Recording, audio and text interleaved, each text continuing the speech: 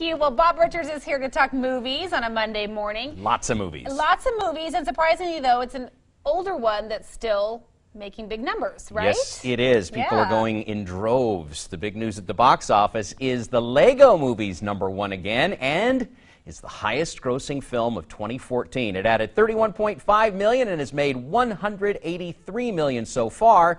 This week's new releases didn't fare so well. 3 Days to Kill was second with just $12.3 million, and Pompeii was third with only $10 million.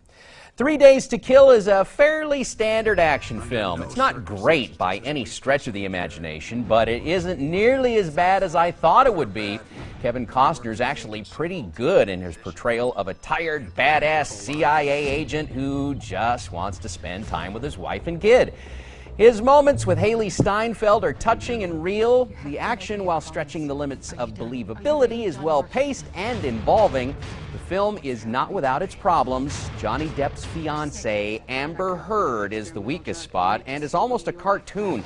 She brings one whole dimension to her portrayal and no depth whatsoever. She almost cost the film its credibility. Check your brain at the door, and this can be a pleasant diversion. It's better than I thought it would be. If you have 2 hours to kill, check out 3 Days to Kill. 3 stars out of 5.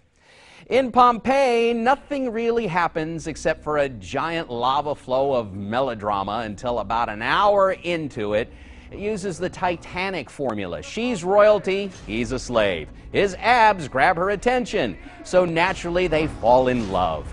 Game of Thrones' Kit Harington plays Milo's abs, while Emily Browning gasps at his abs. He's a horse whisperer with cut abs. She's a royal horse owner. Together, they ride beautifully. Plus, he shows her his abs, so naturally she swoons. And yes, they're boring.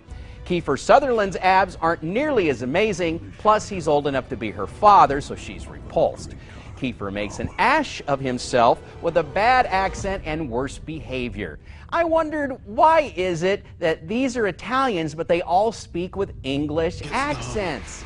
Oh, who cares when stuff starts blowing up in the last 15 minutes? This laugh riot causes an unintentionally hilarious eruption of laughter. This movie is full of bad writing, hideous acting, horrendous direction, and loads of filler. I didn't love a Pompeii, but its ashes should be scattered upon movies so bad they're good for years to come. 2 stars out of 5. For my reviews, a look at this week's DVD and Blu-ray releases and more, you can go to my website, bobrichardsmoviereviews.com, or link to it at IdahoOnYourSide.com. And it's almost time. One of your favorite times of the year, right? One of my busiest times of the year, too. That it is. We're talking Oscars, right? Oscars, that's right. Sunday night's the 86th Annual Academy Awards, and here are my predictions for who is going to win. The nominees for Best Supporting Actress are Sally Hawkins for Blue Jasmine, Jennifer Lawrence for American Hustle, Lupita Nyong'o for 12 Years a Slave, Julia Roberts for August Osage County, and June Squibb for Nebraska. Now, June Squibb has been my favorite since I saw Nebraska. She's the dark horse here, but in reality, the race comes down to Jennifer Lawrence and Lupita Nyong'o. This year, I predict the Oscar will go to Lupita Nyong'o. All right, that's your pick, and of course, we'll put your report card up next Monday. That's right. For all the predictions we'll see this week and see how you do. Yeah. But tough picks. There are some really, really good names. And everyone, does Bob look a little more grown up and sophisticated and mature?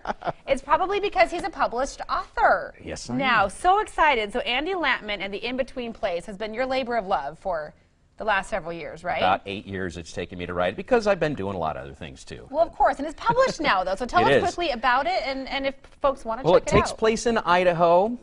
It's all kind of based on the premise, we've all had that dream that you're flying without a plane, right? Okay. What if that was real? I don't know. Makes me feel a little airsick, actually. Well, but that's the premise? That's kind of the premise. Okay. It's a summertime, a boy 12 years old named Andy Lampman. He discovers this ancient, mysterious cave, and it's got weird symbols and odd crystals.